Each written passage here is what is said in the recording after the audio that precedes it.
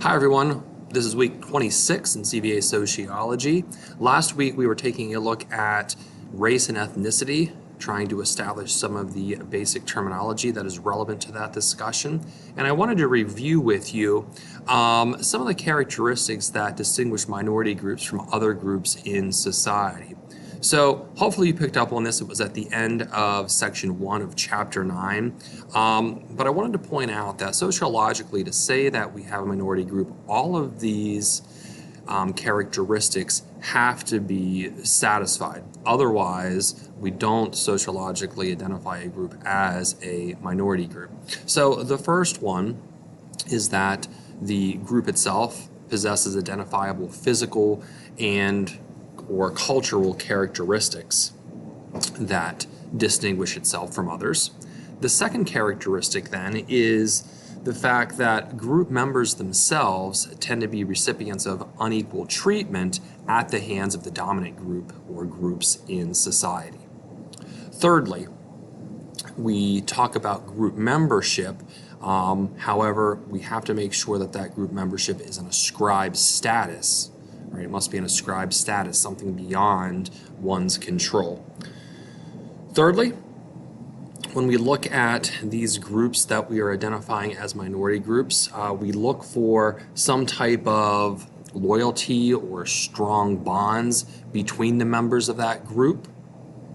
And then finally, another characteristic is that the members of these groups tend to practice what we call endogamy. And endogamy is simply referring to marriage within one's particular group. So again, to distinguish minority groups from others in society, we say that all of those conditions have to be met. Now, that being said, one of the reasons I wanted to review those is particularly pertaining to the second one I mentioned here about group members receiving unequal treatment. This week, we're going to spend a lot of time looking at what we call patterns of minority group treatment. And essentially, by patterns, what we're talking about here are the most common behaviors that we see being directed towards minority groups. Now, these behaviors, we're talking globally here. So obviously, you're going to see certain types of behaviors that are more prevalent in one society than in other. So step one this week will be to identify just what those patterns or behaviors are. Okay, you'll find this in chapter 9, section 2 of your text that I'm going to ask you to read. As you're reading about those, make sure you can identify the behaviors, but then also describe, of course, what we mean by those behaviors, and also be able to list some examples of those behaviors. Okay, the textbook will certainly give you some examples. It's also helpful, though, if you can try to come up and think of some of your own to try to personalize the learning a little bit. All right. So that'll largely be housed in section 2. We'll follow that up with a video clip on discrimination and prejudice.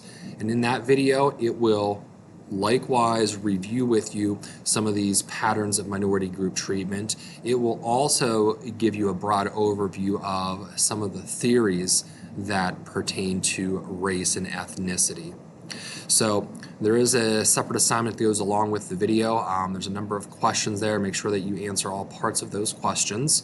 Turn on the closed captioning as necessary. And once you complete that, we're going to continue looking at this issue of minority group treatment. There's going to be a quick discussion post where I'm going to ask you to simply respond to the prompt and then at least look at and read over 2 other people's responses. This isn't one that you have to respond to anybody else's. You're welcome to if you'd like to, obviously keeping in mind our etiquette for responding to posts. But as long as you get your post down, that will be sufficient. Finally then, I'm going to have you take a look at a report, a trafficking in persons report, that is starting to look at this issue of 21st century slavery, essentially. Okay, so the report itself came out a few years ago. It was published by the U.S. Department of State. I have a link provided in the assignment itself. You're going to want to start with that link, and then perhaps split your screen, look at the questions that go along with it, and you'll notice that the questions, they're pretty easy to follow because the report itself is kind of segmented by the questions that I've asked, so you don't have to go crazy with extremely long responses. You can kind of paraphrase the responses or, basically provide a brief summary to show me that essentially you've read over the pertinent portions of the report that you need to answer those questions. All right, so that's where we're heading this week, trying to establish the common types of minority group treatment, or patterns, if you will, and at least touching on at least a little bit of the theory, which we will follow up with a little bit more next week. So hope you have a delightful week. The weather looks pretty decent, so hopefully you get a chance to get outside a little bit. As always, if you have questions, make sure you send those to me through school email, and office hours 4:30 to 5:30 on Wednesdays. All right, take care, everyone.